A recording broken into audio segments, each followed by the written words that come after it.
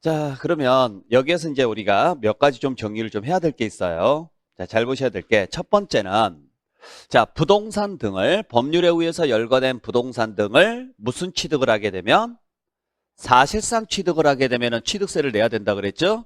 근데 딱 하나. 자, 선박이나 차량, 기계장비, 항공기에 한해서는 원시 취득에 대해서는 과세하지 않습니다.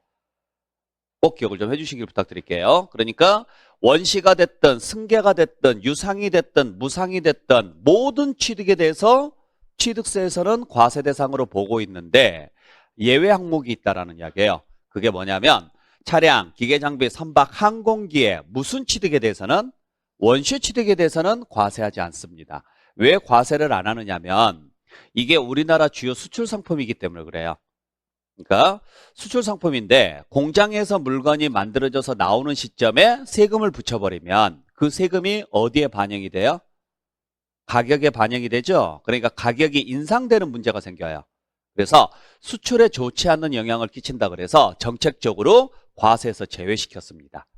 그러니까 여러분들 공장에서 차들이 만들어져서 이렇게 나오면 각 대리점으로 이동을 하잖아요. 근데 번호판 붙어 있어요? 안 붙어 있어요? 안 붙어 있죠? 그 상태에서는 취득세가 없는 상태예요. 그걸 여러분들께서 새 차를 사면 인도를 받잖아요. 그죠? 그러면 이건 무슨 취득이 돼요? 승계 취득인 거예요. 승계 취득. 그때부터는 임시 번호판이 붙기 시작하죠? 그때부터 취득세가 붙기 시작하는 거예요. 차량 같은 경우는. 근데 부동산 같은 경우는 처음부터요. 원시 취득부터 취득세를 내는 거예요. 그러니까 우리가 신규 분양을 받습니다. 아파트를 신규 분양 받으면 무슨 취득에 해당해요? 신규로 분양을 받으면 무슨 취득에 해당해요? 승계 취득이에요. 여러분들이 아파트를 만드신 게 아니라 건설사가 만든 아파트를 여러분들이 돈 주고 사는 거예요. 아시겠어요? 그랬을 때 건설사가 처음에 아파트를 지었을 때 건설사가 먼저 취득세를 내요. 신축이니까. 그리고 그걸 분양받은 사람이 분양받을 때 다시 한번 취득세를 내는 거예요. 이런 식으로 간다라고 보시면 돼요. 그러니까 부동산은 수출하는 물건이 아니잖아요. 그렇기 때문에 부동산은 정상적으로 원시든 승계든 다 취득세가 부과가 되는데 차량, 기계장비, 선박, 항공기에 한해서만 원시 취득에 대해서는 과세한다, 안 한다? 안 한다. 그래서 여러분들 교재 51페이지에 3번에 취득의 유형에서 양가로 1번 원시 취득 있죠. 거기에 동그라미 2번 보세요. 차량, 기계장비, 항공기 및 주문을 받아 건조하는 선박은 무슨 취득일 때는 과세하지 않고 원시 취득에 대해서는 과세하지 않고 무슨 취득일 때만 과세한다. 승계 취득일 때만 과세한다. 51페이지에 됐나요? 네. 자, 그 정도 정리해 주시면 되고, 자, 두 번째는 승계 취득은 유상이든 무상이든 싸그리 다 과세한다 그랬죠? 특히 주의하셔야 될 게 상속이나 증여인데 상속을 받거나 증여를 받게 되면 무슨 세금을 내야 돼요? 상속세나 증여세를 내야 돼요. 근데 문제는 상속세는 누가 내는 세금이에요? 받은 사람이에요? 주는 사람이에요? 받은 사람이에요. 증여세는 누가 내는 세금인지 아세요? 증여하는 사람일까요? 증여받는 사람일까요? 그러면 증여세는 왜 내는 세금인지는 아세요? 그걸 알면 누가 내는지가 판단이 서요. 증여세는 왜 내는 세금일까? 증여 받았으니까? 그러면 누가 내는 세금? 받은 사람. 자, 근데 취득세는 누가 내는 세금이에요? 받은 사람, 준 사람. 그러면 증여가 이루어졌으면 증여 받은 사람은 증여세를 내죠. 근데 취득세를 또 내요? 받은 사람이 낸다며요. 취득세는. 내야 돼요? 네, 내야 됩니다. 네. 그래서 주의하시라는 이야기예요. 그러니까 상속이나 증여를 받게 되면은 상속세나 증여세가 나오긴 해요. 근데 그거와 별개로 무슨 세금을 한 번 더 내야 돼요? 취득세를 더 내야 돼요. 참고로 증여세는 증여를 받았기 때문에 내는 세금이 아니에요. 증여를 받았기 때문에 내는 세금이 뭐냐면 취득세예요. 자, 글자 그대로 증여를 뭐 했다? 받았다. 받았다를 다른 말로 하면 취득했다. 그때 내는 세금이 취득세예요. 그리고 그 결과 누가 이득을 봐요? 증여로 인해서 이득 본 사람이 누구예요? 받은 사람이죠? 예, 그래서 그 이득에 대해서 내는 세금이 증여세예요. 아시겠어요? 네. 그래서 여러분들이 꼭 하나 주의하셔야 될 게 이 내용인데 뭐냐면 자, 갑이라는 분이 을이라는 분한테 건물을 하나 팝니다. 그러면 보통 우리가 실무상 파는 사람이 내는 세금이 무슨 세금이에요? 무슨 세금? 정확하게 표현하셔야 돼요. 양도소득세예요. 우리나라에 양도세는 없습니다. 그러니까 팔았기 때문에 내는 세금은 없어요. 팔아서 뭐가 나와야 내는 세금이에요? 소득, 다른 말로 하면 이익이 생겨야 내는 세금이에요. 그 다음에 받은 사람이 내는 세금이 뭐예요? 취득세예요. 그래서 거래가 이루어지게 되면은 양도소득세하고 취득세가 나오는데 이때 양도소득세 개념을 정확히 알고 계셔야 돼요. 양도소득세라는 세금은 어떤 세금이냐? 글자 그대로 해석하세요. 누구한테? 글자 그대로 누구? 양도자한테. 양도자, 즉 이 사람한테 뭐가 생기면 소득, 다른 말로 하면 이익이 생기면 부과하는 세금인 거예요. 그러면 양도자한테 이익이 생기려면 주기만 해야 돼요? 받아온 게 있어야 돼요? 이 사람한테 이익이 생기려면 이 사람한테 받아온 게 있어야 돼요? 없어야 돼요? 있어야 돼요. 그걸 대가라고 하고 이렇게 대가가 있는 거래를 무슨 거래라고 하느냐면 유상거래라고 합니다. 유상거래. 그죠? 자, 근데 갑이라는 분이 을이라는 분한테 건물을 팔았어요. 건물을 팔았는데 을로부터 아무런 대가를 받아오지 않습니다. 이걸 무슨 거래라고 하느냐면 무상거래라 그래요. 그러면 이때 요 양도자한테는 이익이 생길까요? 안 생길까요? 안 생기겠죠. 상식적으로. 주기만 했지 받아온 게 없으니까. 그러니까 이 사람은 낼 세금이 없는 거예요. 그 다음에 을은 받았죠. 재산이 생겼어요? 안 생겼어요? 생겼으니까 취득세를 내야 돼요. 그리고 그 결과 누가 이득을 봤어요? 을이 이득을 받잖아요. 공짜니까. 그래서 을이 무슨 세금을 내야 돼요? 소득세를 내야 돼요. 을이. 소득세라는 것은 이익에 대해서 내는 세금이거든요. 그때 받는 사람이 내는 소득세를 증여세라고 해요. 그러니까 증여세 원래 정식 명칭이 뭐냐면 양수소득세예요.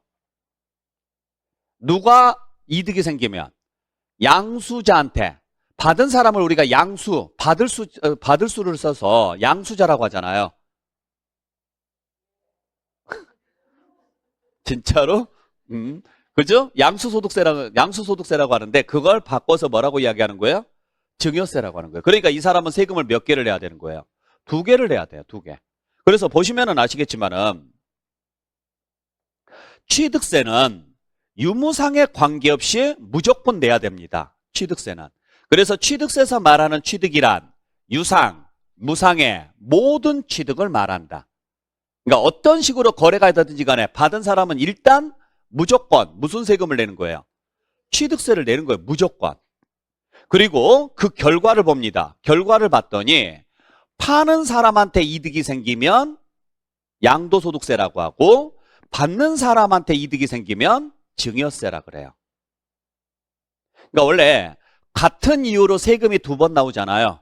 같은 이유로 세금이 2번 나오면 이중과세라 그래서 이건 불법이에요. 근데 취득세하고 증여세는 같은 의미예요? 다른 의미예요?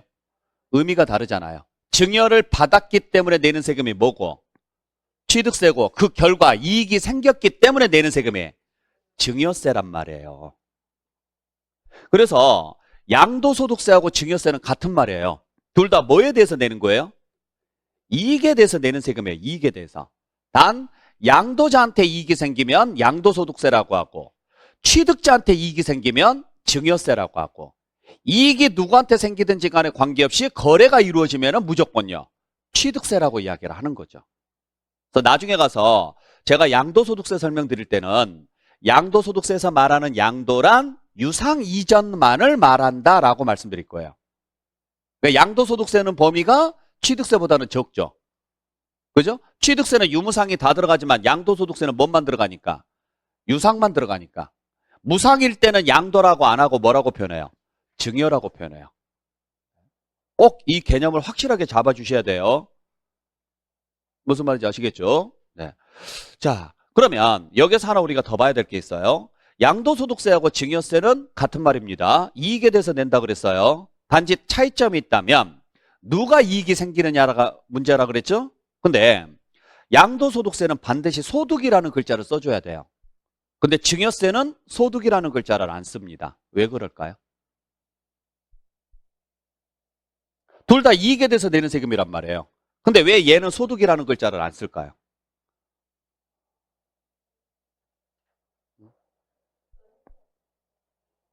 둘 다 행위가 있잖아요.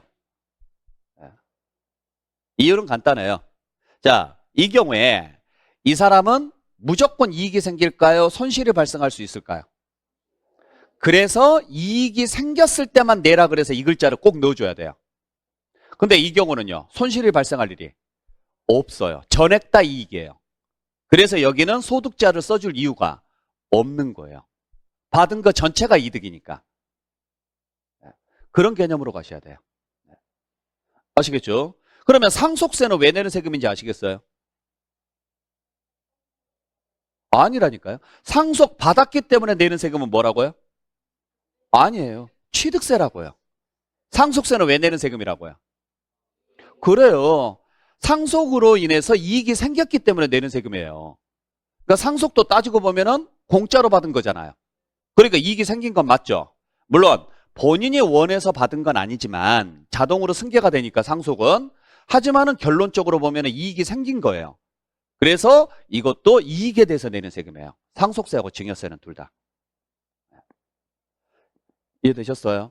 이 개념을 확실하게 잡아주셔야 돼요. 여기서부터 출발을 해야 되는 거니까. 그래서 만약에 시험지에서 나왔을 때 예전에 한번 나온 게 뭐냐면 증여로 인한 취득은 증여세가 부과가 되므로 취득세는 부과되지 않는다. 이런 식으로 나왔어요.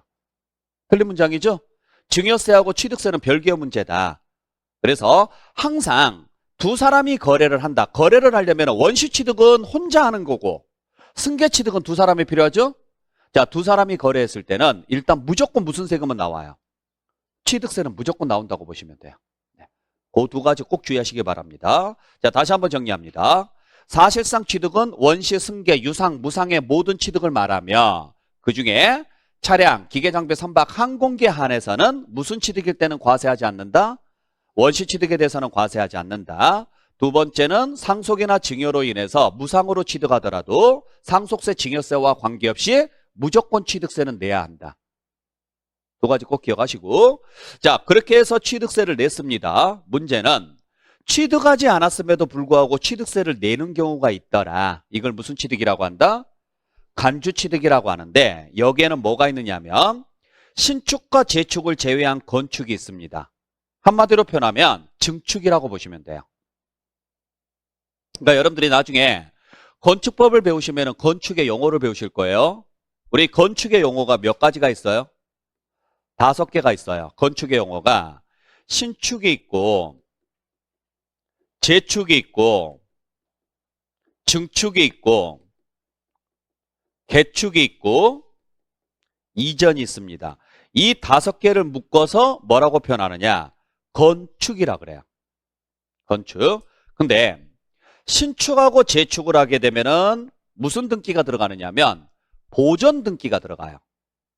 그러니까 얘는 실제 취득으로 봐요. 문제는 이걸 제외한 나머지는요. 변경 등기가 들어가요. 그래서 얘는 취득이 아닌 거예요. 그러면 신축과 재축을 제외한 건축이다라고 이야기하면 그냥 대표적으로 뭐라고 생각하시라고요?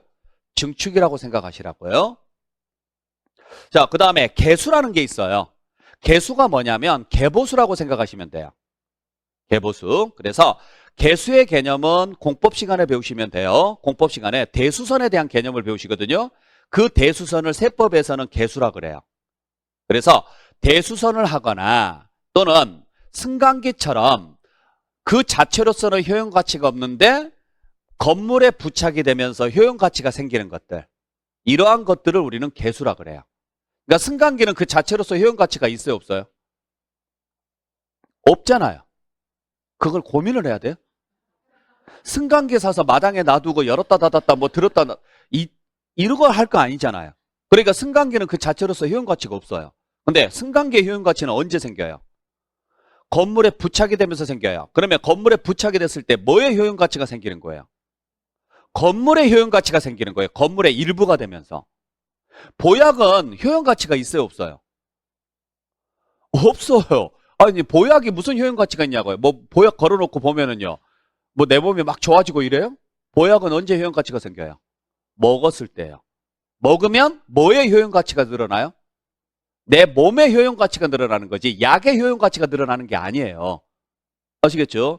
이렇게 그 자체로서는 효용 가치가 없는데 부착이 되면서 효용 가치가 생기는 행위, 이걸 뭐라고 하느냐면 개수라 그래요.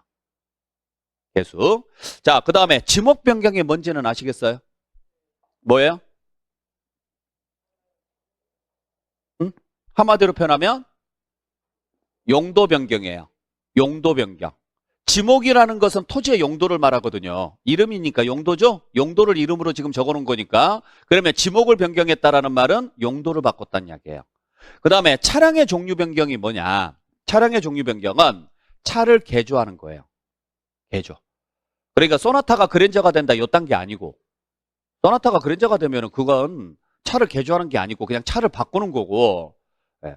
즉 1톤 트럭을 사서 푸드트럭으로, 봉고차를 사서 캠핑카로 뭐 이런 식으로 개조한다. 봉고차를 사서 앰뷸런스로 뭐 이런 식으로 개조를 했다. 요게 종류 변경이에요. 이해되셨죠? 자, 그 다음에 이제 과점주주가 있는데 과점주주까지는 모르셔도 되고, 자, 그때 요 네 가지는, 자, 신축과 재축을 제외한 건축. 왜냐면 신축하고 재축은 실제 취득으로 들어가거든요.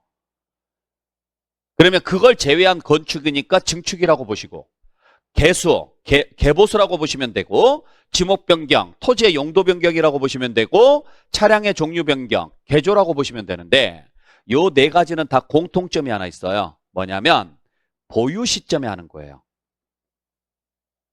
보유 시점에. 그래서 얘가 간주 취득이 돼요. 즉 무슨 말이냐면 자산을 취득을 해서 가지고 있다가 언젠가는 이 자산을 뭐 할 거냐면 팔 겁니다. 팔거나 뭐 소실을 시키거나. 그때 취득세는 몇 번 내는 세금이에요? 한 번 내요. 언제? 그렇죠. 요때 한 번 내요. 이때. 아시겠죠? 그때 취득했다. 요게 무슨 취득이에요? 뭐라고요? 요게 뭘까요? 요게 사실상 취득인 거예요. 그렇죠. 얘가 사실상 취득인 거죠. 왜? 내가 취득할 수 있는 방법은요. 원시, 승계 다 들어가거든요. 안 그래요? 나한테는 최초예요. 그래서 가끔 오해하시는 분들이 최초 취득을 원시 취득이라고 생각하는데 최초 취득은 뭐냐면 사실상 취득이에요. 원시로 취득해도 나한테는 최초예요. 승계로 취득해도 나한테는 최초예요. 안 그래요? 요걸 우리는 무슨 취득이라고 하는 거예요? 사실상 취득이라고 하는 거예요. 당연히 이때는 취득세 내야 돼, 안 내야 돼요? 내야 되는 거예요. 그래서 취득세를 냈어요. 이후에 보유 중에 어떤 행위를 합니다. 보유 중에 다시 취득세 낼까 안 낼까? 안 낸다고요. 생각해 보세요. 여러분들이 보유 중에 자 아파트를 분양받았습니다. 취득세 냈겠죠? 이후에 아파트에다가 별짓을 다 하더라도 취득세를 내요, 안 내요? 안 내요. 왜? 취득세는 취득할 때 내는 세금이라는 걸 알고 있으니까. 그래서 원래 취득세를 안 내야 되는데 법률에서는 이때도 부과하는 경우가 있다라는 거예요. 아시겠죠? 그걸 무슨 취득이라고 한다? 간주취득이라고 해요. 그러니까 간주취득 제도는 왜 만들어 놨느냐면 공식적인 이유는 과세 형평성 때문에 만들어 놨습니다. 하지만은 저는 개인적으로 어떻게 생각하느냐면 그냥 세금을 한번 더 받고 싶어서 만들어 놓은 제도예요. 억지로. 그러니까 간주인 거예요. 너 취득한 거 아니야. 너는 그냥 원래 가지고 있는 거야. 네 물건이야.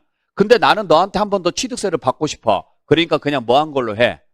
취득한 걸로 해. 그 이야기라고요. 어떤 행위를 했을 때냐면 증축을 하거나 또는 개수를 하거나 또는 지목을 변경하거나 또는 차량 등의 종류를 변경했을 때 한해서, 이때 한해서는 새로운 취득이 아님에도 불구하고 그냥 뭐한 걸로 간주하겠다. 취득한 걸로 간주하겠습니다. 그래서 취득세를 부과하겠다는 이야기인데 무슨 이야기냐. 예를 들어서 나한테 4층짜리 건물이 하나 있는데 건물을 하나 취득을 했습니다. 그러면 당연히 취득세 내야 돼, 안 내야 돼요? 내야 되는데 A라는 건물이 있고 B라는 건물이 있어요. 예를 들어서 근데 A는 승강기가 있는 건물이에요. B는 승강기가 없는 건물이에요. 그러면 당연히 어느 게 더 비쌀까요? 그래서 얘는 10억에 샀어요. 얘는 8억에 샀어요. 그러면 이 사람은 얼마에 대해서 취득세를 내고 이 사람은 자 그리고 나서 취득세를 냈고 등기까지 했습니다. 그랬더니 이 A 건물은 승강기가 있으니까 임대가 잘 나가요. 근데 B 건물은 승강기가 없으니까 임대가 안 나가요. 그래서 중간에 승강기를 설치를 합니다. 그랬더니 건물의 가치가 10억으로 뛰었네요. 자, 문제는 내가 이때 건물 취득한 적 있냐고요. 건물 취득하지 않았죠? 그러니까 이 사람은 취득세를 낼 이유가 없어요. 결국에는 두 개의 효용 가치는 어때요? 같아졌음에도 불구하고 누구는 얼마에 대해서 내고 10억에 대해서 내고 누구는 8억에 대해서 냈다라는 이야기죠? 그죠? 이걸 그대로 놔두게 되면 얘만 바보예요. 그렇잖아요. 괜히 비싸게 사가지고 세금만 많이 낸 거잖아요. 그러니까 이 형평성을 고려해서 당신이 뭘 설치를 했지만 승강기를 설치했지만 그 결과 뭐의 효용 가치가 늘었다? 건물의 효용 가치가 늘었다. 그래서 건물을 취득한 걸로 뭐 하겠다? 간주하겠다 이야기라고요. 그래서 다시 한번 취득세를 부과하겠습니다 이야기예요. 이해되셨죠? 그랬더니 이 사람이 뭐라고 하느냐? 나는 건물 산 적 없어요. 저는 그냥 승강기를 설치했을 뿐이지 건물을 취득한 적은 없는데 왜 취득세를 부과합니까? 라고 따진다고요. 그러면 하는 말이 알아. 네가 건물 취득하지 않았다라는 건 알아. 하지만은 나는 너한테 부과를 하고 싶어. 그러니까 그냥 건물 취득한 걸로 볼 거야 그 이야기예요. 묻지도 따지지도 말라고요. 반박하지도 말라고요. 그게 간주예요. 이런 식으로 만들어 놓은 게 간주 취득입니다. 그러면 이 사람은 이미 얼마에 대해서 냈어요? 8억에 대해서 냈는데 다시 얼마짜리를 취득한 걸로 보겠다? 10억짜리. 그러면 얼마에 대해서 내야 돼요? 10억에 대해서 내야 되는데 이미 8억 냈죠? 그러니까 여기는 2억에 대해서 내는 거죠. 이런 식으로 가는 거예요. 자, 그래서 취득세는 두 번 낸다. 첫 번째, 무슨 취득했을 때 한 번 내고 사실상 취득했을 때는 무조건 내야 되고 차량, 기계장비, 선박, 항공기의 원시 취득만 제외하고는 두 번째는요. 증축이나 개수나 변경했을 때도 한 번 내야 된다. 단 이때는 10억에 취득했으면 얼마에 대해서 10억 전체에 대해서 내야 되지만 이게 이런 행위를 통해서 12억이 됐다면 이때는요. 2억에 대해서만 부과하겠습니다. 이 구조로 가는 거예요. 아시겠죠? 잘 기억하셔야 돼요. 물론 실무에서는 솔직히 이런 경우에 안 내시는 분들이 대부분이에요. 실무에서는. 왜 안 내는지 아세요? 네? 신고를 안 해서요? 왜 신고를 안 했을까요? 네? 저는 넌센스 없어요. 왜 신고를 안 했을 것 같아요? 몰라서예요. 사람들이 대부분 보유 중에 취득세를 한 번 더 낸다라는 사실을 몰라요. 내가 이런 행위를 하게 되면 취득세를 한 번 더 낸다라는 걸 모른단 말이에요. 모르니까 신고를 안 하고 신고를 안 하니까 안 내고 있는 거예요. 그러면 지자체에서는 이걸 확인을 해서 부과를 해야 되겠죠? 근데 지자체에서도 이걸 확인하기가 쉽지가 않아요. 그러니까 그냥 서로 모르고 넘어가는 경우가 대부분. 근데 진짜 재수 없이 걸리면 그때는 무조건 내야 되는 거예요.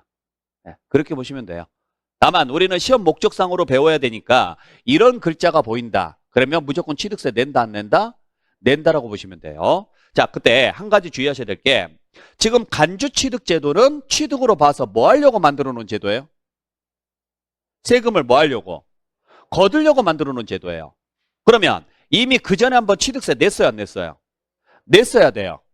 자, 내가 건물이 없으면은 증축이나 개수를 할 수가 없습니다. 나한테 토지가 없었으면은 지목 변경이 안 됩니다. 나한테 차량이 없었으면은 개조가 안 됩니다. 그러면 이미 한번 앞서서 낸 적이 있다, 없다? 있는데 더 걷고 싶은 거죠. 그러려면 처음보다 자산 가치가 어때야 돼요? 증가해야지만 가능한 이야기예요. 근데 증축을 하게 되면 자산 가치가 증가만 할까요? 감소할 수도 있을까요? 언제 감소할 것 같아요? 언제? 증축을 했는데 증축했을 때 자산 가치가 감소할 경우, 감소하는 경우. 자, 4층짜리 건물을 6층짜리로 증축을 했습니다. 자산 가치가 감소할 수 있는 경우. 없어요. 뭐 말도 안 되는 소리잖아요. 아니 4층이었을 때는 10억이었는데 6층으로 증축했더니 8억으로 뚝 떨어지더라? 그럴 일은 없죠. 시간이 지나면서 감가가 되거나 그러면은 떨어질지언정 증축했을 그 당시에는 떨어지면 안 되죠.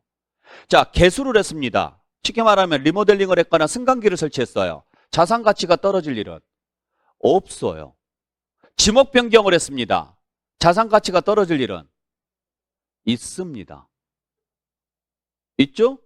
자, 예를 들어서 논인데 대지로 지목을 바꾸면 자산 가치는 늘어나겠지만 반대로 대지인데 논으로 바꾸면요.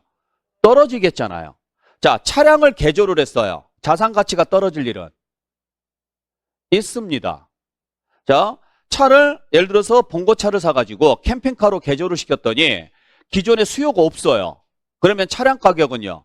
떨어질 수밖에 없어요. 그렇죠? 자, 그래서 문제가 생기는 게 뭐냐면 증축이나 개수일 때는 문제가 없어요. 무조건 처음보다 자산 가치가 늘어나니까 취득세를 징수할 수 있습니다. 근데 지목 변경이나 차량 등의 종류 변경은요. 자산 가치가 증가할 수도 있지만은 감소할 수도 있어요. 만약에 감소를 했다 그러면은요. 어떤 현상이 발생할까요? 네? 환급을 해줘야 돼요. 그래요. 맞잖아요.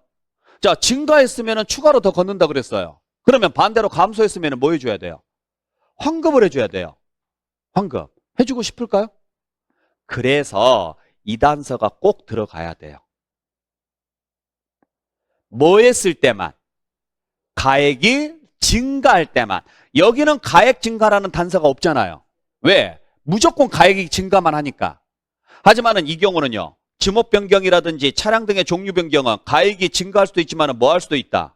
감소할 수도 있으니까 그 결과 뭐가 됐을 때만, 뭐가 가액이 뭐 했을 때만, 증가할 때만 취득으로 보겠습니다. 이런 식으로 가야 돼요. 가액이 증가할 때만. 꼭 기억을 해주셔야 돼요. 자, 그래서 시험지에서 계속 나오고 있는 지문입니다.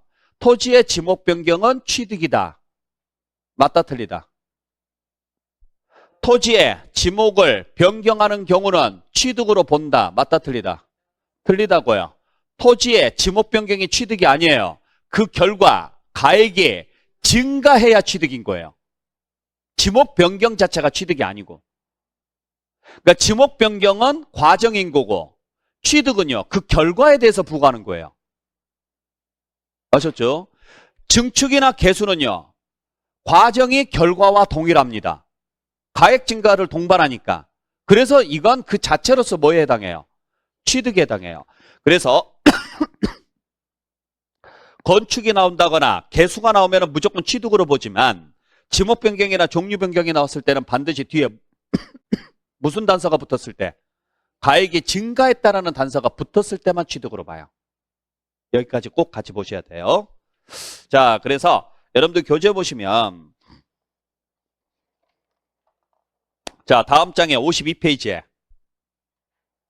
양가로 3번에 의제취득이라고 해서 동그라미 1번 보죠. 토지의 지목을 사실상 변경함으로써 뭐가 됐을 때? 가액이 증가한 경우에는 이를 뭘로 본다? 취득으로 본다고요. 자, 그러니까 역순으로 가볼게요. 자, 끝에서부터 읽어보면 취득으로 보려면 앞에가 무슨 글자가 나와야 된다? 가액이 증가했다라는 단서가 붙어야 된다고요. 동그라미 2번도 마찬가지예요. 자, 끝에 볼게요. 뭐 한다고 돼 있어요? 취득으로 본대요. 근데 앞에 봤더니 종류 변경이죠? 자, 종류 변경이 취득으로 보려면은요, 중간에 무슨 글자가 반드시 들어가야 돼요? 가액이 증가했다라는 글자가 꼭 들어가야 된다는 이야기예요. 요 두 가지 꼭 기억하시라고요. 아셨죠? 네. 자, 그렇게 해서 여러분들 정리해 주시면 될 것 같아요. 자, 그래서 다시 한번 정리해 볼게요.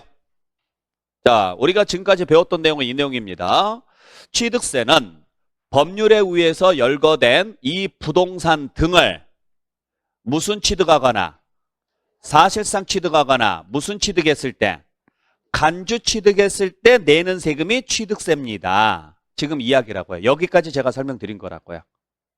단 사실상 취득 중에서 차량, 기계장비, 선박, 항공기에 대해서는 원시 취득일 때는 과세하지 않습니다. 됐죠? 그걸 제외한 나머지는 무조건 다 과세가 될 것이고 사실상 취득했으면 얼마에 대해서 과세하느냐? 그 취득가액에 대해서 과세합니다. 이렇게 가요. 그 취득가액에 대해서. 즉 총액에 대해서. 이후에 증축을 하거나 개수를 하거나 지목 변경이나 종류 변경으로 인해서 뭐가 됐다면 가액이 증가됐다면 그때도 취득세가 과세되는데 이때는 총액이 아니라 얼마에 대해서? 증가가액에 대해서 과세합니다. 그러니까 10억에 취득했으면 얼마? 10억에 대해서 과세가 되고 그게 12억짜리가 됐으면 2억에 대해서 과세하겠습니다. 지금 그 이야기라고요. 여기까지 이해하시겠어요? 자, 그래서 취득세가 과세가 되려면 이 두 가지 조건이 모두 충족돼야 된다. 열거된 자산에 들어가야 되고 사실상 취득이나 간주 취득 행위에 들어가야 된다. 그래서 이 두 가지 조건이 모두 충족됐으면 그 취득가액 총액이나 또는 얼마에 대해서 증가한가액에 대해서 과세하겠습니다. 라는 이야기예요. 네. 자, 그러면 이 금액이 뭐가 되는 금액이에요? 과세가 되는 금액이다. 그래서 뭐라 그래요? 과세 표준이라 그래요. 그러면 과세 표준이 나왔으면 여기에다가 뭘 곱하셔야 돼요? 세율을 곱해야 세액이 나오겠죠? 그때 취득세 세율이 네 가지가 있어요. 네 가지 중에 여러분들이 두 가지를 좀 기억을 하셔야 돼요. 첫 번째는 뭐냐면 표준세율이라는 게 있어요. 두 번째는 뭐가 있느냐? 기준세율이라는 게 있어요. 지금부터 이 내용을 설명을 드릴 테니까 잘 들으시길 바랍니다. 그래서 취득세에서 제일 중요한 파트가 여기예요. 여기. 요 개념이 확실하게 잡혀야 취득세 전체적인 구조가 이해가 돼요. 그래서 지금부터 이 내용을 설명을 드릴 테니까 자, 잘 보시길 바랍니다. 그래서 일단 여러분들 교재는 어디를 잠깐 보시냐면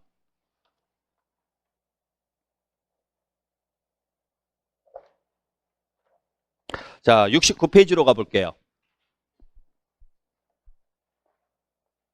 자, 69페이지 보시면은 세율에서 1번에 무슨 세율? 표준세율이 나와 있죠? 됐나요? 자, 그 다음에 71페이지로 갈게요. 자, 72페이지 보시면은 양가로 2번에 무슨 세율이라고 돼 있어요? 중과 기준세율이라고 돼 있어요. 자, 요 두 가지를 지금부터 설명을 드릴 테니까 개념을 확실하게 잡으시길 부탁드립니다. 자, 그래서 일단 볼게요. 자, 취득세는 어떻게 계산하느냐? 과세 표준에다가 뭘 곱해서 계산한다? 세율을 곱해서 계산을 합니다. 그때 취득세 과세 표준은 취득 당시 가액으로 갑니다. 그 취득 당시 가액이 어떤 금액으로 갈 거냐? 이제 요건 나중에 제가 설명드릴 거예요. 1월 달부터 본격적으로.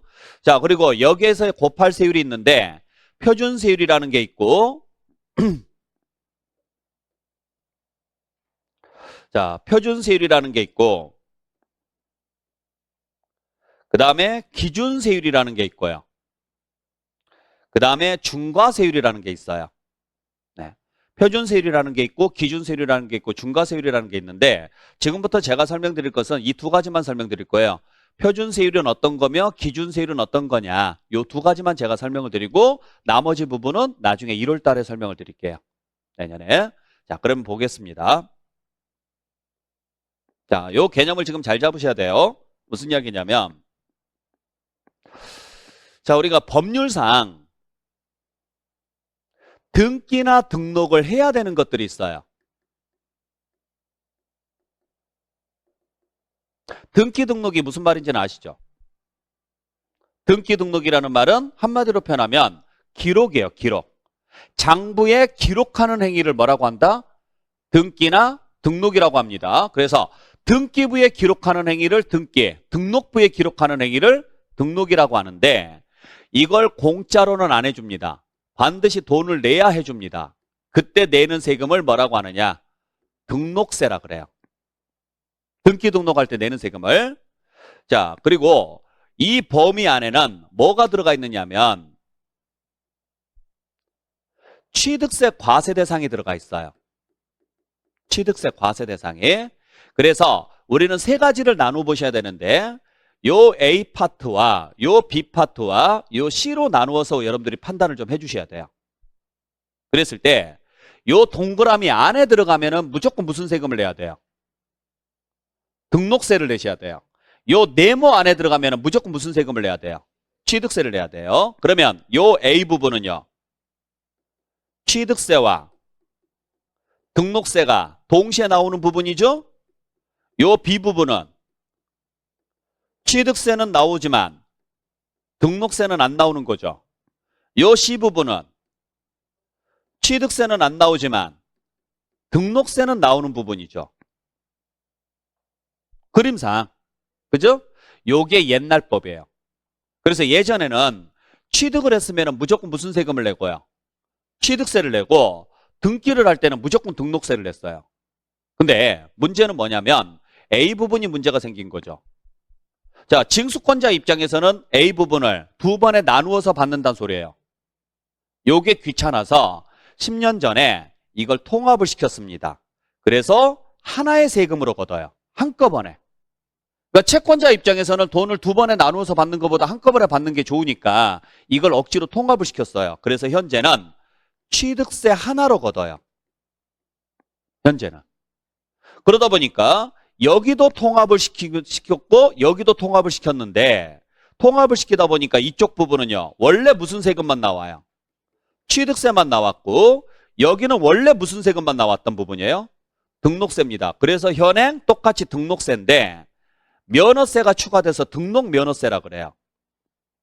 그래서 현재는 취득세와 등록면허세로 내요. 여기까지 이해하시겠어요? 네. 자, 그랬을 때 첫 번째 여러분들이 주의하셔야 될 게, 예전에는 등기를 위해서는 무슨 세금을 냈어요? 등록세를 냈어요. 근데 현재는 등록면허세와 취득세로 구분해서 내셔야 돼요. 이제는. 그러면 취득세로 내고 등기를 할 건지 등록면허세로 내고 등기를 할 건지 그 차이점은 뭐냐? 얘입니다. 취득이 원인이 돼서 등기가 들어갈 때는 이제는요, 옛날 등록세까지 포함해서 취득세로 내는 거예요. 취득 원인 없이 등기가 들어갈 때는 그냥 순수하게 무슨 세금을 내요? 등록면허세를 내요. 그러면 여러분들이 취득할 때 하는 등기가 무슨 등기냐고요? 취득할 때 하는 등기. 여러분들이 취득했을 때 하는 등기. 자, 그러면 질문을 바꿀게요. 여러분들이 아파트를 매매로 샀어요. 등기 하실 거예요, 안 하실 거예요? 무슨 등기 하세요? 등기부 띄워봤어요? 제발 부탁이니까 등기부 꼭 띄워서 가지고 다니세요. 아, 보여달라고 안 할 거니까. 왜냐면 등기부 보실 줄 아셔야 돼요. 그러면 여러분들이 취득을 하면은 하는 등기가 무슨 등기냐? 이등기죠. 소유권 등기를 하죠. 그죠? 등기부 등본상 어디 항목인지 아세요? 갑구예요. 갑구. 등기부 등본을 보면 세 칸으로 나눠져 있어요. 제일 위에 칸이 뭐가 나오냐면 표제부가 나와요. 물건, 용도, 상태, 소유자, 주소 뭐 이런 것들이 적혀서 나와요. 두 번째 칸이 갑구예요. 갑구가 소유자를 표시해요. 세 번째 칸이 을구예요. 을구가 소유권을 제외한 나머지 권리들을 표시해요. 그러면 우리가 취득했을 때 하는 등기가 무슨 등기예요? 소유권 등기란 말이에요. 내 이름을 적는 등기가 소유권 등기거든요. 이때는 무슨 세금을 내고 등기하시라고요? 취득세, 옛날 등록세 포함해서. 그러면 소유권을 제외한 나머지 등기부등본상 을광목 가장 대표적인 게 저당권이라든지 전세권이라든지 이러한 것들 소유권하고 상관이 있어요, 없어요? 없죠. 이러한 것들 등기할 때는요, 등록면허세를 내고 등기하시라고요. 아시겠죠? 참고로 등기는 자판기하고 똑같아요. 자, 보통 우리가 세금을 언제 내느냐면 어떤 행위가 있고 나서 낼까요? 행위 전에 낼까요? 자, 상속세를 사망하기 전에 냅니까? 사망 후에 냅니까? 증여세를 증여받기 전에 냅니까? 증여받은 후에 냅니까?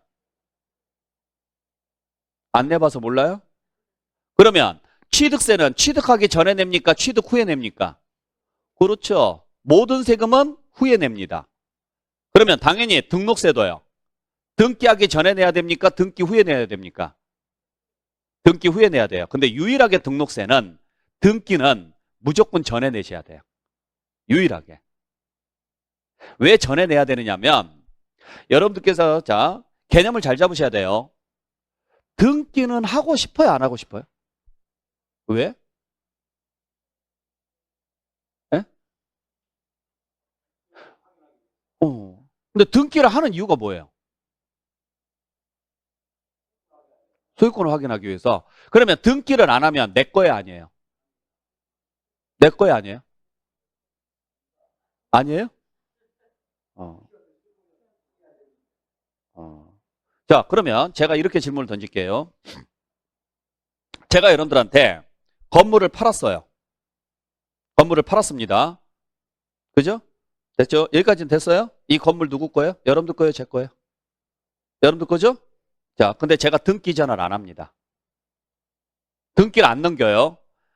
팔았는데 등기를 안 넘기고 있어요. 어떻게 하실래요?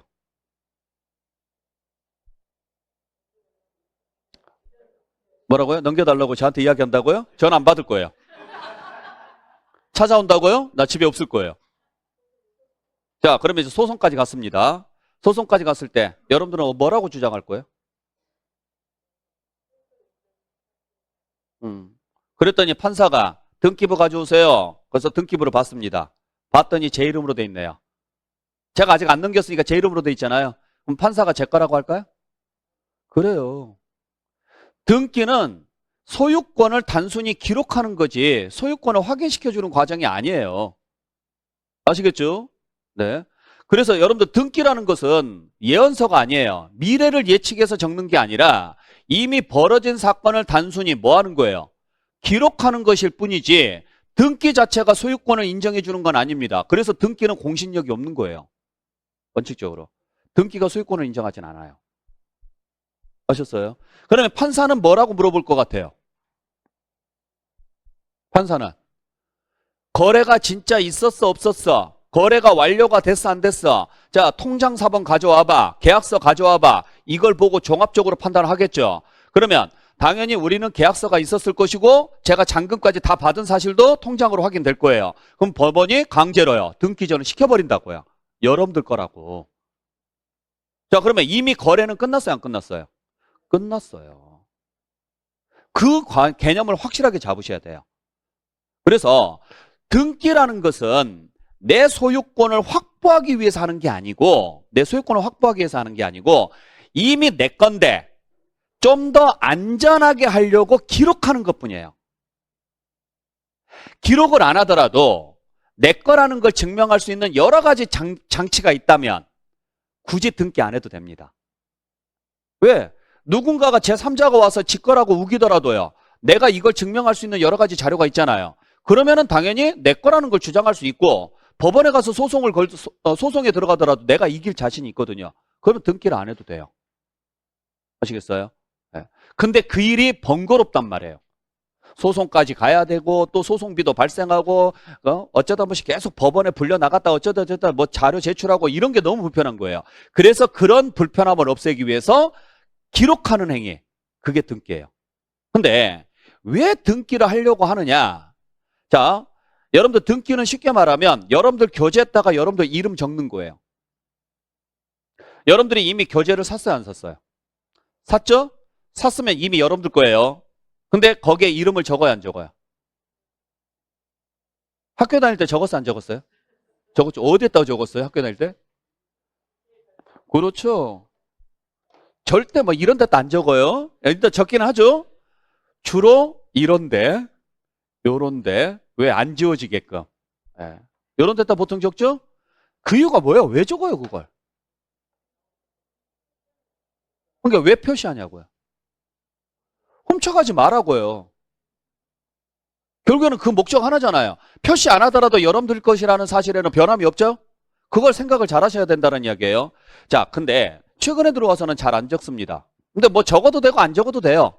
상관은 없어요. 그게 등기 개념이에요. 적어도 되고 안 적어도 돼요. 등기의 개념이. 근데 법률에서는 반드시 적으라고 규정이 돼 있죠. 그 왜 적으라고 규정돼 있느냐면 국가에서 관리하기 편하기 위해서 적으라고 하는 거예요. 등기가 언제 만들어진 건데요? 등기가 일제시대 때 만들어진 거예요. 그러니까 우리나라 그 국토를 수탈하기 위해서 일제시대 때 그 등기라는 제도, 즉 기록이라는 제도를 만들어서 평화적으로 한 거죠.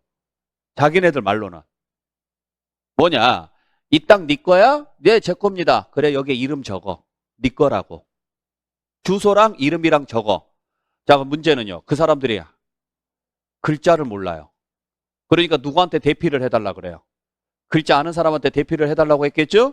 그 사람이, 자, 제가 김갑동이라는 사람이 와서 자기 땅이라고 적습니다. 근데 저는 여기에다가요. 자, 임기원 딱 적어놓고, 보세요. 자, 김갑동 맞죠? 맞대요. 지장 찍어줘요. 그때부터 내 거 되는 거예요. 그러려고 만들어 놓은 거예요, 그게. 그러니까 국가에서는 이게 장부가 있으면 관리가 편하니까 등기를 하라고 강요를 하는 건데, 그 등기 자체가 여러분들 소유권을 완벽하게 인정해 주는 건 아니라는 거예요. 네. 근데 보통 책이나 이런데, 자, 여러분들이 지금 입고 계시는 옷 있죠? 이 옷에다가 여러분들 이름 새겨요, 안 새겨요? 새겼어요? 왜 안 새겼어요? 응? 아니, 내 옷이잖아요. 내 옷이면 내 옷에다가 이름을 새겨야 될 거 아니에요? 내 거라고, 내 거니까. 왜 안 새겨요? 에? 점유권? 소유권이에요. 점유가 아니고 이미 내 거예요. 아니, 보통 뭐 형제지간에 뭐 형이나 누나나 뭐 동생 거 입고 나가면 그게 점유인 거고, 그게 점유인 거고, 내 걸 내가 입었는데 이건 소유권이죠. 근데 안 적어, 이름을. 왜 안 적는지 아냐면 간단해요. 이게 잃어버려도 나한테 큰 타격이 없으니까 그래요. 잘 생각해 보세요. 지금 여러분들이 가지고 있는 것 중에서 여러분들 이름 안 적는 것들이 있단 말이에요. 여러분들 이름 안 적는 것들 대부분은 다 뭐냐면 잃어버린다고 하더라도 여러분들이 살아가는 데 있어서 크게 부담은 안 되는 것들이에요. 안 그래요? 만약에 내가 들고 다니는 백이 5천만 원짜리다. 자, 이건 이름을 새기는 수준이 아니라 꽁꽁 싸매서 다녀요. 안 그래요? 내가 차고 있는 시계가 예를 들어서 1억짜리다. 자, 그러면 이 시계요. 어디에다 함부로 안 풀어놓습니다. 그리고 가능하다면 이름도 적어 놓습니다. 이게 대부분 그래요. 부동산에다가 등기를 하는 이유가 그거예요. 부동산을 등기하는 이유는 만약에 이 재산을 뺏기게 되면은 내 경제 상황이 너무 안 좋아져요. 그러니까 얘는 무조건 지키려고 하는 거예요. 자, 그게 사람 심리거든요. 왜 제가 이야기를 해드리냐면 사람들이 대부분 등기를 하려고 하는 이유가 그것 때문이라는 거예요. 자, 그랬더니 예전에는 어떻게 했느냐. 등기를 하고 나서 세금을 내라고 했어요. 그랬더니 등기를 해줬죠. 그랬더니 이 사람이 뭐라고 할까요? 세금 내라고 하니까. 배째라 그래요. 왜? 이제 아쉬울 게 없으니까. 지금 나는 등기를 하고 싶은데 해줬잖아요. 더 이상 아쉬울 게 없어요. 나 먹고 죽을 돈도 없어. 무슨 세금이야. 나중에 받으러 와. 그래서 지방세 중에서 체납액이 제일 많았던 게 등록세였어요. 다 안 내요. 그래서 이걸 공모전을 펼쳤거든요. 그때 당시. 그러니까 이게 세무서 직원들이나 세무 공무원들한테 공모전이 있어요. 자, 네가 일을 해보니 이게 참 징수하는데 좀 불편한 부분들이 있더라. 그러면 이걸 좀 더 징수하기 편하게끔 할 수 있는 방안들을 매년 올려요. 이게 당선이 되면은 인사고가에 반영이 되니까 좋아요.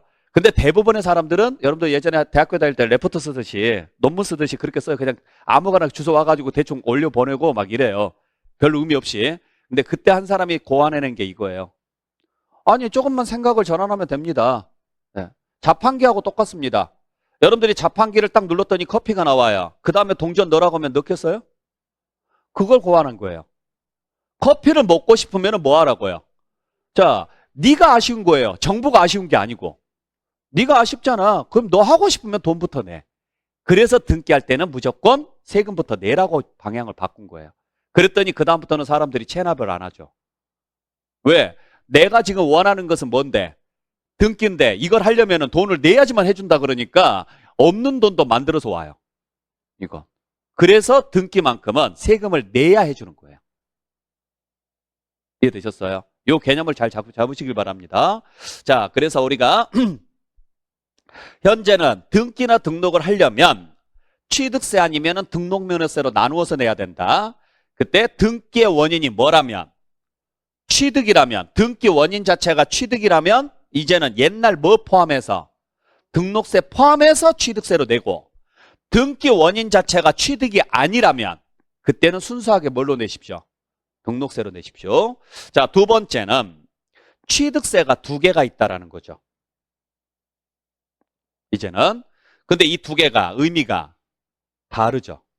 글자는 같은데 의미가 다르죠?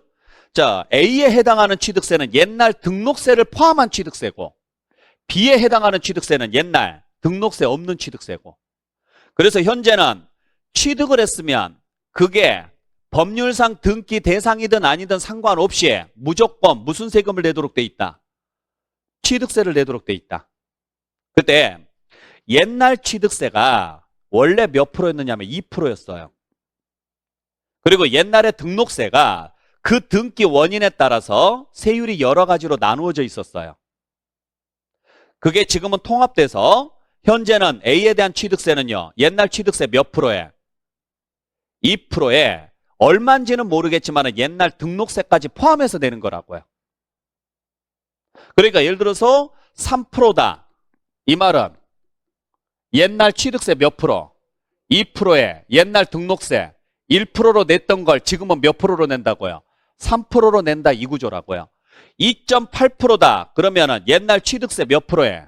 2%에 옛날 등록세 0.8%로 냈던 걸 지금은 몇 프로 하나로 낸다고요? 2.8% 하나로 냅니다. 지금 이 구조라고요. 이해되셨죠? 그 다음에 여기에 해당하는 취득세는 순수하게 몇 프로만 내요? 2%만 내요. 요 등록세는 등기에 대한 세율만 내는 거예요. 이렇게 가요. 그때 지방세는 다 무슨 구조로 돼 있느냐면 지방세는 표준세율이라고 이야기를 합니다. 표준세율이라는 말은 무슨 말이냐면 지방자치단체 재량에 의해서 50% 범위 내에서 가감 조정할 수 있는 세율을 표준세율이라고 그래요. 지방세는 다 이렇게 돼 있어요. 자, 쉽게 말하면 이런 구조예요. 지방세 세율은 누가 정할 것 같아요? 지방세 세율은 누가 정할 것 같아요? 지방자치단체. 그러면 난리 납니다. 만약에 지자체가 지방세 세율을 정하면 각 지역마다 세율이 어떨까요? 달라요. 뭐 여러분들은 어느 지역에 살고 싶어요? 그렇죠? 그러면 인구 유입을 위해서는요. 옆 동네보다는 우리 지역이 세율이 싸야 되죠? 네, 말도 안 되는 세율 덤핑 경쟁이 생겨요. 그러면 최종 도착점은 어디일까? 0입니다. 세금이 없어져 버립니다. 자, 이런 쓸데없는 소모전을 펼치지 마라 그래서 지방세든 국세든 세율은 다 어디에서 정해주느냐? 국회에서 정합니다. 법률로. 대신 이게 지방세이다 보니 그 지역의 지자체의 능력을 인정을 해줘야 돼, 안 해줘야 돼? 권한을 해줘야죠. 그래서 지자체한테 법률로 정해줄 테니 싸우지 마. 단 네가 필요하다면, 너희 지역에서 필요하다면 50%를 벗어나지 않는 범위 내에서 올려도 좋고 내려도 좋아. 이렇게 올리고 내리고 가능한 세율을 무슨 세율이라 그래요? 표준이라 그래요. 표준세율이라 그래요. 그러면 예를 들어서 4%짜리라고 가정을 해볼게요. 표준세율이 4%다 이 말은요. 4%의 절반인 몇 프로? 2%를 더하면 최대 6%. 그죠? 2%를 빼면 최소 2%. 이 범위만 벗어나지 않는다면 해당 지자체가 세율을 뭐 할 수 있다고요? 가감 조정할 수 있다고요. 그러니까 되도록이면 4%를 적용을 하되 필요하다면 4.2%, 4.6%, 5.4% 이렇게 적용할 수 있다고요. 물론 실무에서는 이런 경우는 없어요.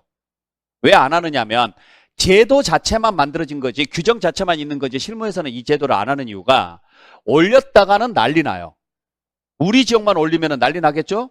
이거 누구나 다 예상 가능하죠? 다음 선거 때 안 뽑혀요. 자, 문제는 내리면 세수가 부족해요. 지역을 운영하는 데 힘들어진다고요. 그래서 그냥 원래대로만 징수해요. 근데 이론상 지방세는 다 무슨 세율이다? 표준세율인 거예요. 저도 마찬가지예요. 자, 저한테 공식적으로 주어진 수업 시간이 있어요, 없어요? 있어요. 근데 제가 그걸 꼭 지켜야 돼요?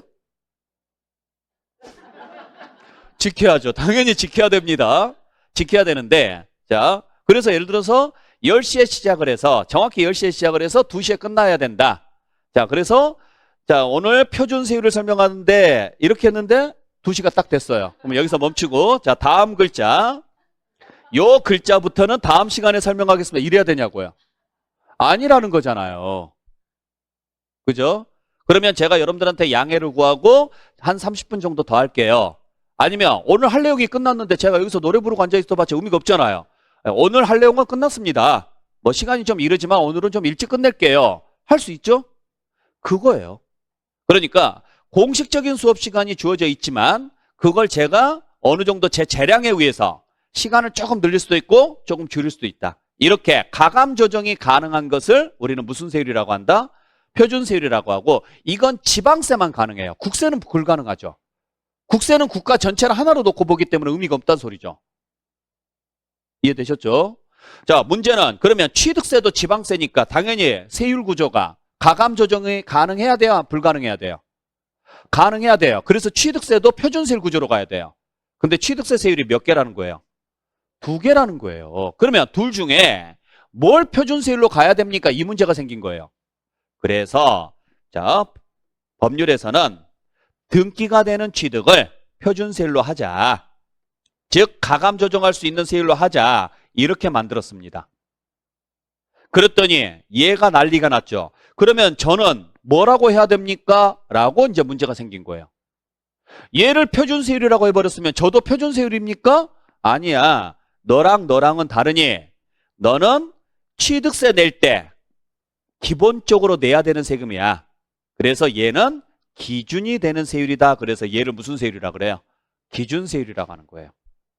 그러니까 원래 정식 명칭은 중과기준세율이거든요. 근데 중과자를 쓰면 느낌이 어때요? 중과자를 쓰면 느낌이 무거워요? 가벼워요? 무거워요. 근데 얘는 오히려 가벼워요. 왜냐면 무슨 세율이 없으니까? 취득에 대한 세율이 없으니까. 등기에 대한 세율이 없으니까. 표준세율보다 더 가볍죠? 그래서 저는 왜 이걸 중과자를 왜 붙였는지 모르겠어요. 아직까지도 이해를 못하겠어요. 그래서 수업 시간에 설명할 때는 중과자라는 말 빼고 그냥 뭐라고 할 거냐? 기준세율입니다 라고만 제가 설명을 드릴 겁니다.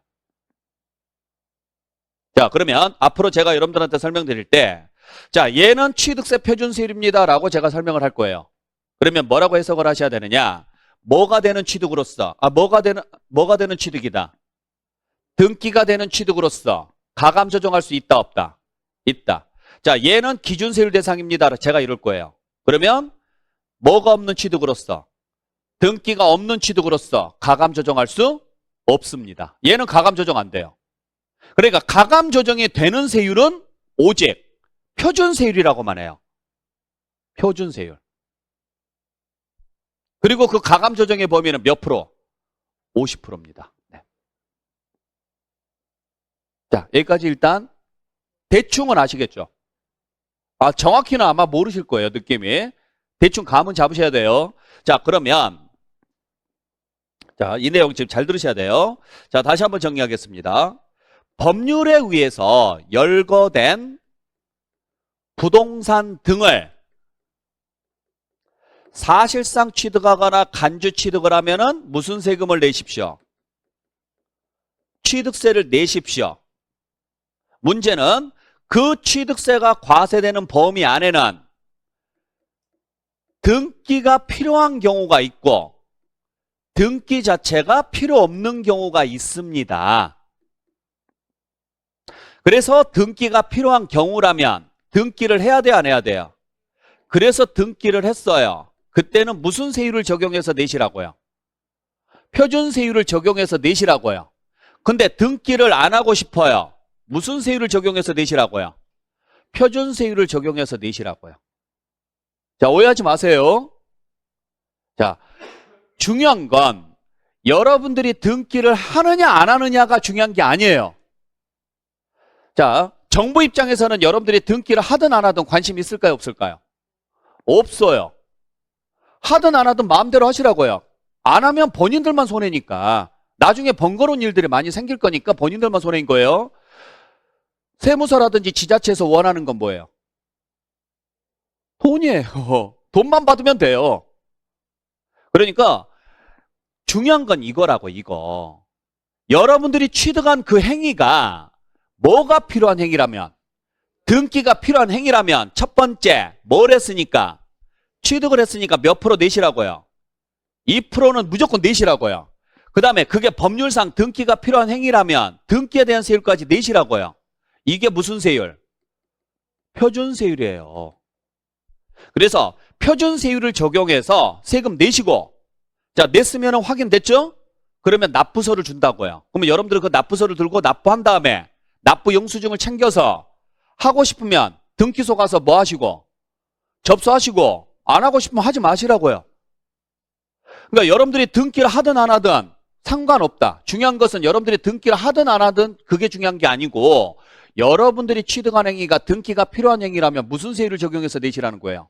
표준세율을 적용해서 내시라는 거예요. 자, 이렇게 생각해 볼게요. 여러분들이 밥을 시켰어요. 밥값 내야 돼, 안 내야 돼요? 근데 안 먹을 생각이에요. 밥값 내요, 안 내요? 그래요, 내라고요. 지금 그 이야기라고요. 밥을 시켰으면 먹고 안 먹고는 알아서 하시고 밥값은 내시라고요. 자, 여러분들이 아파트를 분양받았습니다. 법률상 등기를 해야 되는 행위예요, 안 해도 되는 행위예요? 해야 되는 행위예요. 근데 여러분들이 안 할 생각이에요. 그래도 관계없습니다. 법률상 등기를 해야 되는 행위이니까 무조건 무슨 세율을 적용해서 내시라고요? 표준세율을 적용해서 내시라고요. 자, 취득을 했습니다. 취득세 내요, 안 내요? 내야 돼요. 근데 법률상 등기 자체가 필요가 없대요. 그러면 등기를요, 안 하겠죠? 요때는 기준세율인 거죠. 요때가. 취득을 했으니까 몇 프로만 내면 돼요? 2%만 내시면 되는 거예요. 그러니까 표준세율이냐 기준세율이냐는 등기를 할래 안 할래가 아니고 내가 취득한 행위가 등기 대상이냐 아니냐인 거예요. 참고로 이 단어하고 이 단어는 다른 말입니다. 아셨죠? 얘가 미등기요, 얘가. 얘는 미등기라고 안 해요. 그러니까 미등기라는 말이 무슨 말이에요? 그래요. 정확히 표현하셔야 돼요. 미등기라는 말은 할 수 있는데 안 하는 게 미등기인 거지, 할 수 없어서 못 하는 것은 미등기가 아니라고요. 아시겠어요? 네. 자, 그래서 우리 정리할 때 항상 이렇게 갑니다. 자, 취득세는 등기 등록을 하든 안 하든 상관없이 무슨 행위가 있었으면, 취득행위가 있었으면 무조건 내야 된다.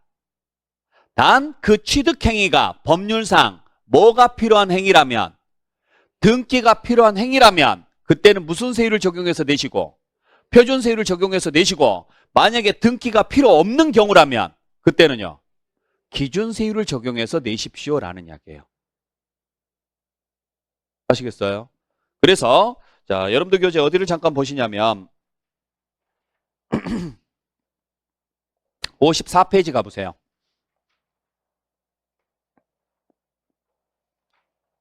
자, 54페이지에 보시게 되면은 납세무자에서 양가를 1번 보세요. 제일 위에 부동산 등의 취득은 민법 등 관계 법령에 따른, 그 다음에 뭐라고 돼 있어요? 등기, 등록을 하지 아니한 경우라도 무슨 취득을 했으면? 사실상 취득을 했으면은 각각 취득한 것으로 보고, 즉 취득한 것으로 본다 안 본다? 본다. 거기까지만 일단 보시면 돼요. 그러니까 지금 이 말이잖아요. 자, 부동산 등의 취득은 뭘 하지 않더라도, 등기 등록을 하지 않더라도, 그죠? 사실상 취득했으면 취득으로 본다 안 본다? 본다. 그 말은 취득세를 낸다 안 낸다? 낸다 이야기라고요. 그리고 그거 자체가 등기가 필요한 경우라면 옛날 등록세까지 포함한 무슨 세율을 적용하시고, 표준세율을 적용하시고, 등기 자체가 필요 없는 경우라면 옛날 취득세인 2%만 내십시오. 요걸 기준세율이라 그래요. 이해되셨어요? 그러면 아까 우리 취득세 과세 대상이 뭐가 있었어요? 취득세 과세 대상이 어떻게 외웠어요? 부선항, 기차, 나무, 광어회. 그죠? 자, 대부분이 다 등기가 되는 것들이에요, 안 되는 것들이에요? 되는 것들이죠? 부동산 당연히 등기됩니다. 선박 등기 될까요, 안 될까요? 돼요, 안 돼요? 예? 몇 프로요? 아, 20톤 이상. 예. 자, 선박 사보셨어요? 아, 배웠어요? 아, 너 선박을 또 가지고 계신다고? 네. 자, 선박 당연히 냅니다. 왜? 준부동산이니까. 네. 항공기 등록 대상입니다. 차량 등록 대상입니다. 기계장비 등록 대상입니다. 임목 등기 대상입니다. 보세요. 거의 대부분이 다 등기 등록 대상 맞죠? 그래서 취득세는요. 대부분이 다 무슨 세율을 적용해야 돼요? 표준세율을 적용해야 돼요. 그러면 기준세율을 적용하는 경우가 있느냐? 있으니까 만들어놨겠죠? 네. 그 중에 가장 대표적인 게 뭐냐면 아까 설명드렸던 것 중에 건축물의 종류가 두 가지가 있었어요. 하나는 건축물. 건축물이란 건축법상 건축물과 토지에 정착하거나 지하 또는 다른 구조물에 설치하는 레저시설, 저장시설 등등등이 있다. 자, 간단하게 표현하면 뭐가 있는 것과 뭐가 없는 것으로 구분한다. 지붕이 있는 것과 지붕이 없는 것으로 구분한다. 아까 말씀드렸죠? 여러분들 나중에 공시법 시간에 등기법 봐보세요. 지붕이 없는 것들은 등기 대상이 아닙니다. 골프 연습장 이런 것들. 네. 놀이공원 같은 데 보시면 바이킹 있죠. 그죠? 여러분들 바이킹도 레저 시설이에요. 그것도 취득세 내셔야 돼요. 제발 놀러만 다니지 마시고 그런 거 탈 때 이게 취득세를 내는지 안 내는지는 좀 알고 타시라고요. 그리고 안다면 이게 몇 프로짜리인지도 좀 알고 타시라고요. 자, 그러한 것들 골프 연습장이라든지 또는 뭐 송전 철탑이라든지 이러한 것들은 다 부동산의 범위에 들어가 있고 그걸 취득했으면 취득세를 낸다 안 낸다? 내는데 지붕이 없으니까 애초부터 등기 대상이다 아니다? 아니다. 그래서 몇 프로만 내시라고요? 2%만 내십시오. 그렇게 가는 거예요. 2%만. 그래서 우리 기준세율 대상에 여러분들 71페이지 가보세요. 자, 71페이지 보시면 아까 양가로 2번에 자, 등기 등록 대상이 아닌 취득해서 중과 기준세율이라고 적혀 있죠. 찾으셨어요? 그러니까 그 글자 그대로 해석하면 취득이다 아니다? 취득은 맞다. 맞는데 그 자체가 무슨 대상이 아닌 거예요? 등기 대상이 아닌 거예요. 그러니까 등기 대상이 아닌 취득은 취득세를 낼 때 무슨 세율을 적용해서 내시라고요? 기준세율을 적용해서 내시라고요. 즉 몇 프로만 내시라고요? 2%. 그 기준세율이 2%거든요. 그게 지금 1번부터 쭉 나와 있죠? 그 중에 8번 봐보세요. 레저시설, 저장시설, 독시설, 저반시설, 도관시설, 급수, 배수시설, 에너지 공급시설 이렇게 나와 있죠? 이게 전부 다 지붕이 없는 지상 정착물들이라고요. 밖에 나가서 여러분들이 봤을 때 지상에 정착되어 있는 것 중에서 지붕 없는 것들 있죠? 그거 전부 다 2%라고 알고 계시라고요. 여러분들이 앉아 계시는 이 학원 건물은요, 지붕이 있어요, 없어요? 있죠? 그러면 얘는 무슨 세율 대상이고? 표준세율 대상인 거고, 얘는. 아시겠죠? 그래서 오늘 끝나고 밖에 나가서 딱 밟는 땅부터 시작해서 땅은 전부 다 무슨 대상? 표준세율. 표준세율. 왜? 토지는 다 등기를 해야 되는 물건이니까 한 발 한 발 걸을 때마다 표준세율 하고 가시라고 제발. 아시겠나요? 그리고 옆에 보이는 백화점, 뭐 지금 학원 건물, 상가 건물, 식당, 뭐 나이트클럽 어쩌고 저쩌고 다 보이잖아요. 전부 표준세율. 아시겠어요? 자, 가다 보니까 가로등 보이고 이런 거 보이죠? 그래, 얘 기준세율. 그렇게 알고 가시라고요. 네, 뭐라고 하는 거 아니에요. 화내는 거 아니에요. 원래 목소리가 이지랄이에요. 이해하세요? 아니, 가끔 뭐 영상을 보신 분들이나 특히 영상 보신 분들이 많이 이렇게 물어보세요. 아니, 왜 그렇게 수업 시간에 화를 내냐고. 화를 내는 게 아니에요. 저 원래 목소리가 이 모양이에요. 이해하세요? 되게 지금 기분이 좋은 상태예요. 네. 오늘 지금 눈도 오고, 네. 자, 그래서 이 내용 꼭 좀 기억을 좀 해주시길 바랍니다. 그래서